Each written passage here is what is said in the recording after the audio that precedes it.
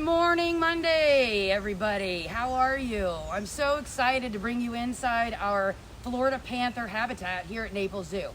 This is a super exciting opportunity to see an actual animal area from the inside. I'm not sure that we've ever done this before, but I myself am super excited to be able to bring this to you today. I am Danielle Green. I'm the Director of Gardens and Grounds here at Naples Zoo, which means I'm in charge of plants and dirt and fixing things, and it's a great job. I would highly recommend it to anyone, and I feel that I am extremely lucky to be able to spend my days making sure that we take care of the zoo for all our guests to enjoy. So, without further ado, let's start talking about our Florida Panther habitat. So, this is one of our viewing windows here. This is what you see. This is your vantage point when you come to the zoo to see Athena, our Florida Panther. You're looking here from the glass. You're looking in, you're seeing what she's seeing right now. You're looking at me, looking through the glass. But I want to give you just a little bit of a heads up as to what Athena sees when she's inside the habitat and she's looking out at you and enjoying you guys coming and interacting with her. You know, we like to say that we give her a view to a kill, so to speak, although she doesn't get a chance to get out. But we're going to show you a lot of different things. So as you're looking through the habitat, and Kelsey's going to pan around here, you're going to see a lot of vegetation and greenery. So one of the things that we do when we find out we're getting a new animal, maybe from another zoo, in Athena's case, she came from the wild.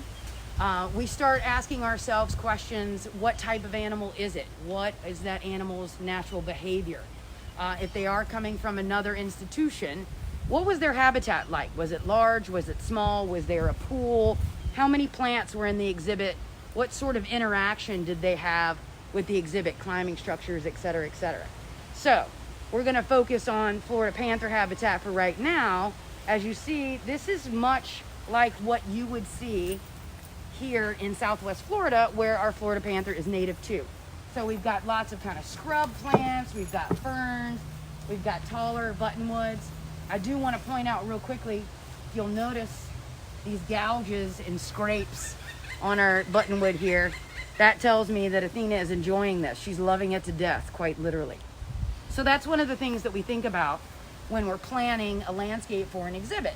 Looking at shaded areas, sunny areas. We want to give her a place where she can find some cover, get some rest in the summer and the hotter months of the year. So this side of our habitat, obviously we've got our native sable palm here. We don't prune them up like you would see in a commercial and sometimes residential landscape. We like the natural look. This is what a Florida Panther habitat looks like in Florida. You get a lot of folks that say, oh, I went by there and I didn't see Athena, she was probably hiding. Well, if you've been out to any of the areas in Southwest Florida where panthers are, chances are you haven't seen them there either. So we prefer to provide a habitat that is more similar to what that animal would encounter in the wild, whether they've been in the wild or not. So places to find cover, places to cool off, places to rest, play, climb, that sort of thing. So as you can see, she's taken in here. Now there's a lot of different reasons why cats would do this. I'm sure your cats at home do the same thing, where they're leaving their scent, kind of marking their territory, saying, hey, this is mine, just to let you know. So we're going to take a little bit of a walk back here.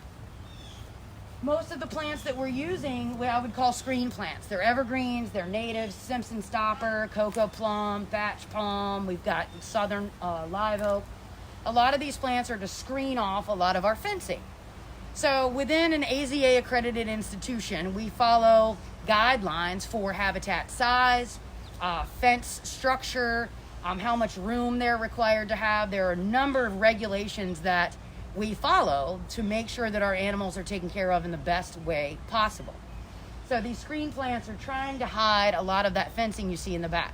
We want you as our guest to be able to view Athena and all of our other collection in the most natural way possible.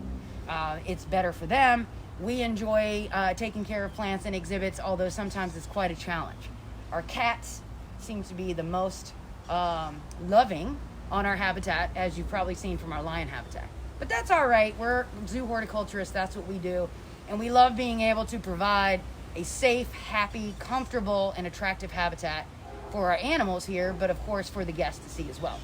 So you're looking back here at this big old gate. What in the world is that for? Well, we have to bring machinery into our habitats from time to time, be it a backhoe, maybe it's a forklift, maybe we're doing some tall tree pruning, maybe we're doing some fence repairs, etc., etc.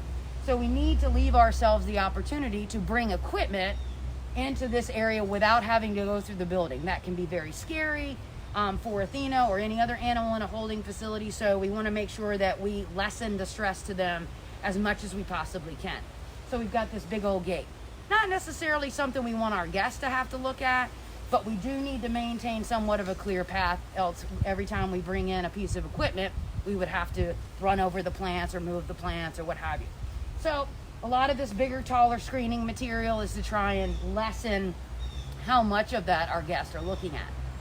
What else you'll notice, and hopefully you haven't noticed until now, is our holding building. It's quite tall. It's a block building. It's hurricane rated for our area here. So it keeps our animals and our care staff safe in the event of a storm. But it is big. It is tall. So we've painted it in a color that somewhat disappears in the landscape. You see it's kind of that plant green or palm green, I want to call it. We've planted some taller plants back there. It can be a challenge if you know anything about landscape plants. The more shade you have, the less robust or full or lush those plants want to be.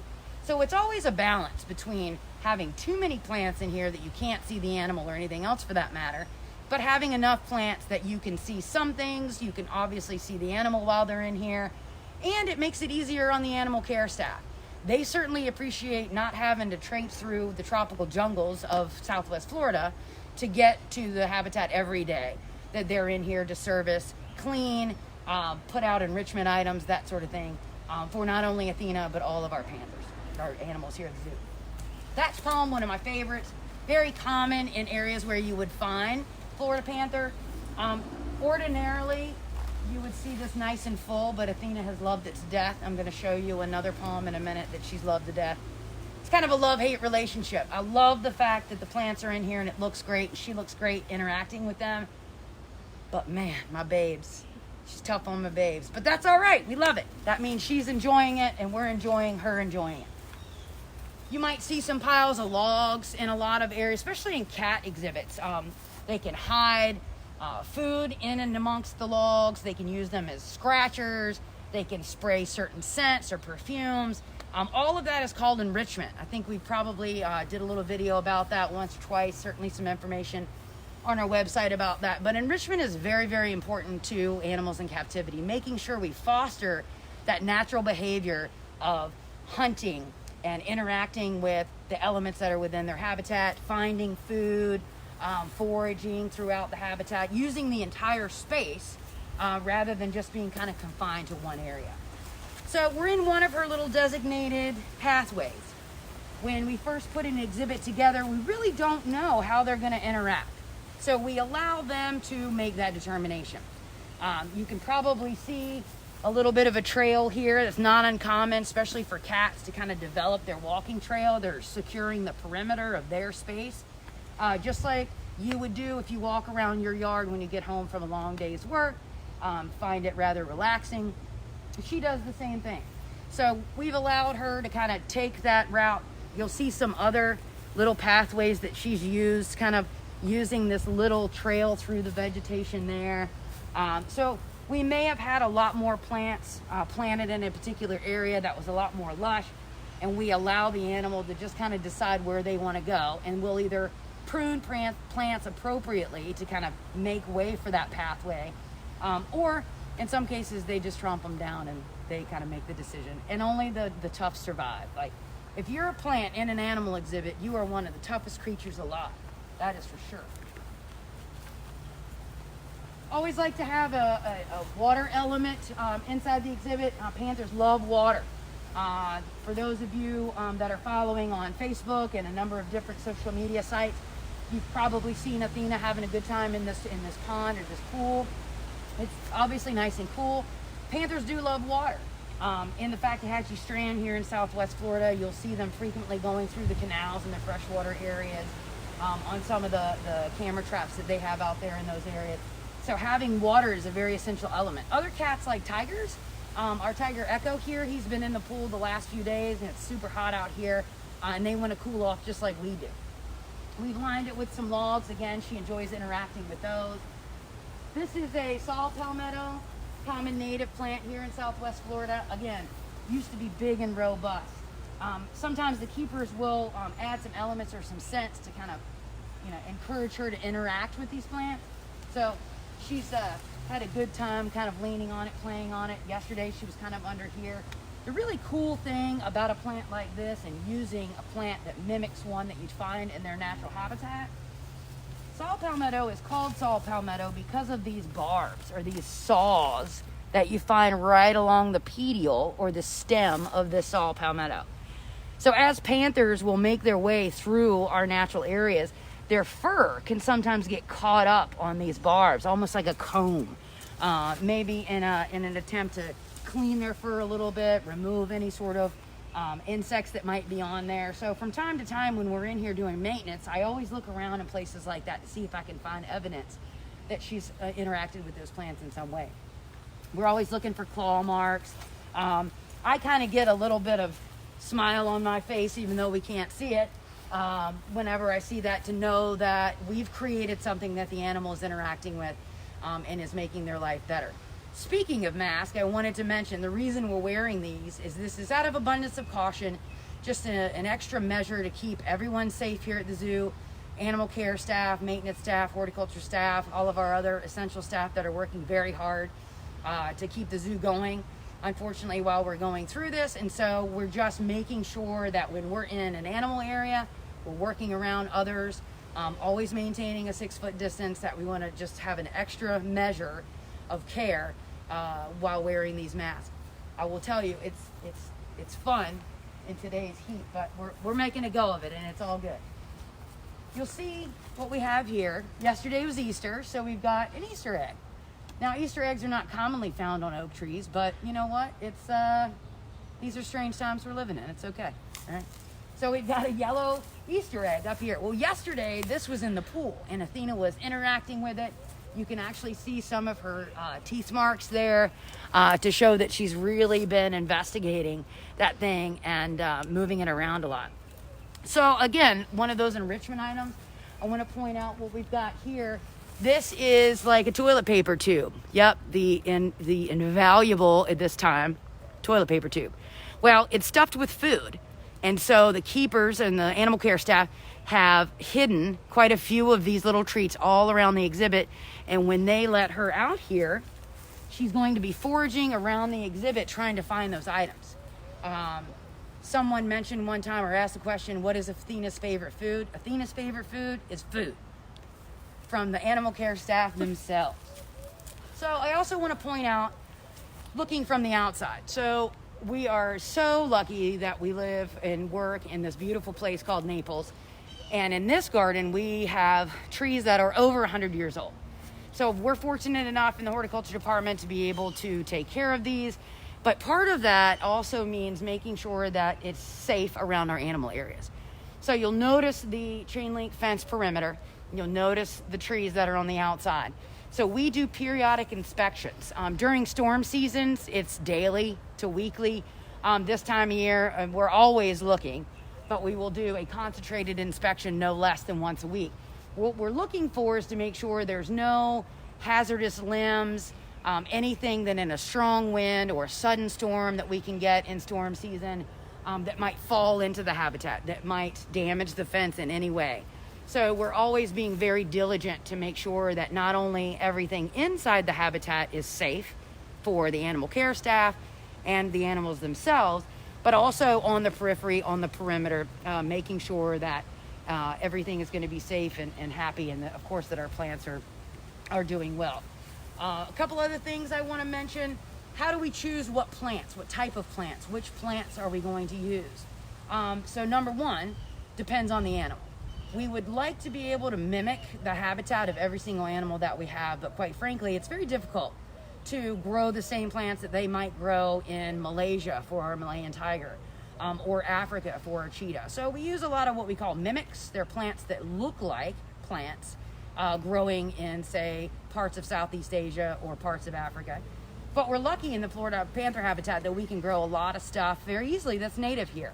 So again, I've mentioned a couple of others, the cocoa plum, this is firebush, we've got the southern live oak, and quite a few other Fakahatchee grass and that sort of thing that creates that same Florida panther habitat that you would see in other places. Something else we have to consider inside an animal area is making sure that those plants are not toxic or poisonous to our animal. We work very closely with our vet staff. That's why zoo horticulture is very important, to be able to identify those plant species and then verify using our vet staff and our resources that those plants are going to be safe. It could be munching on the leaves, it could be munching on the flowers, it could be eating the bark, it could be a berry that's produced. We just want to make sure that none of the plants that we have inside or adjacent to the outside that an animal might be able to reach through are going to be safe for them, whether it's ingested. In some cases, it could even be a skin irritation. So that's another important factor when you're designing or thinking about building an animal habitat here or in many other zoos, is to consider that plant toxicity issue. Something else with plant considerations, this was originally Uno. He was a panther that came to us without sight, so we had to be very careful in what we were planting low, that it didn't have a lot of thorns or suckers or anything that might present a hazard for him. So I hope you've enjoyed this little inside look at our exhibits. If you'd like to see other inside looks at other exhibits or any other ideas for things that you'd like to see here at the zoo, I appreciate you joining me here today. If you have any questions at all, comments, we'd love to hear them. horticulture@naplezoo.org. Comment on this post here, or just get in touch with us social media wise. But I've really enjoyed it. Thanks for joining me, and we'll see you next time.